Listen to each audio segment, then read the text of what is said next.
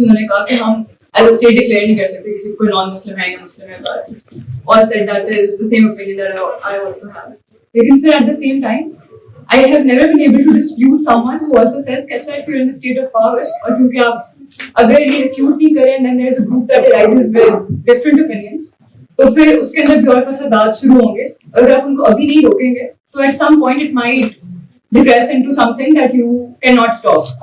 पहला जवाब ये है कि आइडिया दुनिया में कभी भी फसाद पैदा नहीं करता जब तक वो आइडिया की हद तक रहता है. आइडिया आपका है, जो आइडिया आप रखती हैं आप रखें, मेरा जो आइडिया मैं रखूंगा, उससे कोई प्रॉब्लम नहीं. ये जो लोग कहते हैं ना कि फिर हम सोसाइटी में उनको इस चीज़ की याद दे दें, भाई आप कैसे याद देते? अल्लाह मैंने याद दी हुई है, आपसे याद मांग कौन रहा है? अल्लाह ताला कहते हैं कि ये दुनिया मैंने बनाई थी, मैंने बनाई है, और मैंने इसमें 2 रास्ते खोल दिए हैं, और ये क़यामत तक खुले हुए हैं. ये उनके लिए नहीं, मुशरिकीन के लिए भी खुले जो आपकी सोसाइटी में रहते हैं.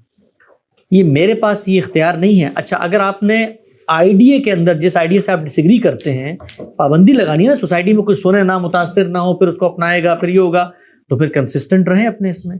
तो फिर इस उसूल के मुताबिक पूरी की पूरी जो शियों की जमात है अहले तशय्युअ की, वो आप पूरे सुन्नी स्कूल ऑफ थॉट को दीन से डेविएट समझती है. तो या तो आप उनके बारे में फैसला करें और उनके मुल्कों में वो हमारे बारे में फैसला करें. अच्छा, फिर उसके बाद आपके अपने मुल्क के अंदर ये तो बहुत बात की बात है, ये जो बात कर रही है रिसालत के मामले में इख्तलाफ हो गया, जो अल्लाह मियां के साथ हम कर रहे होते हैं, यानी शिर्क कर रहा है मुसलमानों का एक तबका पूरे बरे सगीर में, कब्रों को पूछता है, वहां हमें कोई हसासियत नहीं होती जी कि ये तो दीन के तसव्वुरात मस्ख हो जाएंगे. और देखिए, तौहीद असल है दीन में, ये रिसालत असल है.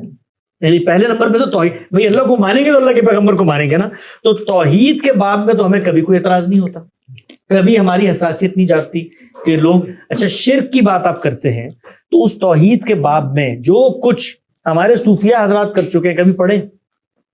आगे बढ़ के मैं आ रहा हूँ, मुझे आपकी बात बिल्कुल वाज़ेह है, मैं आपके सवाल का जवाब दूंगा. उसके बाद ये बात आती है कि भाई ये जो गुमराह नजरियात है, ये गुमराह नजरियात हमेशा दुनिया में रहेंगे. सवाल ये है कि गुमराह नजरियात पेश करने वाला अपनी आइडेंटिटी सोसाइटी में क्या बता रहा है. अगर वो अपनी आइडेंटिटी ये बता रहा है कि मैं मुसलमान हूं, तो भाई शुक्र करो खुदा का, तुम्हें दावत का मौका मिल गया. उसको उठा के कहो यार तुम मुसलमान हो, बड़ी अच्छी बात है, आओ गुफ्तगू करते हैं. इस्लाम तो ये नहीं कहता, यहाँ से गुफ्तगू का रास्ता खुलता है. हमारे मुल्क में ये मैं पहले भी कह चुका हूं, और उस पर वो कम्युनिटी जो दूसरी है वो भी थोड़ी सी मुझसे नाराज होती है. प्रॉब्लम नजरियात की हद तक रहता तो उलमा ने इसको कंट्रोल में रखा था. आपने कभी नहीं सुना होगा जिस वक्त मिर्जा गुलाम अहमद कैदियानी भी जिंदा थे, किसी ने उन पर कातलाना हमला किया हो? नहीं किया. प्रॉब्लम कब बना? जब पॉलिटिकल प्रॉब्लम बनता है, जब आप भी अपनी पावर को स्टेट में दिखाना चाहते हैं और दूसरा तबका भी पावर, तो इट्स अ पावर पॉलिटिक्स.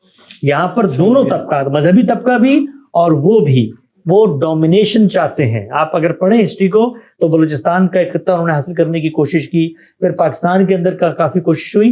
तो बेसिकली एक इनसिक्योरिटी है दोनों जानिब, उसका ये नतीजा निकला. दीनी लिहाज से हम किसी शख्स के ऊपर जुबान नहीं खोल सकते. तो अब अगर ये पावर पॉलिटिक्स के अंदर जा रही है बात, फिर what do you do with one? तो मैं दोनों को समझाऊंगा कि जो काम आपने किया वो भी गलत था, जो काम आप करने जा रहे हैं वो भी गलत था.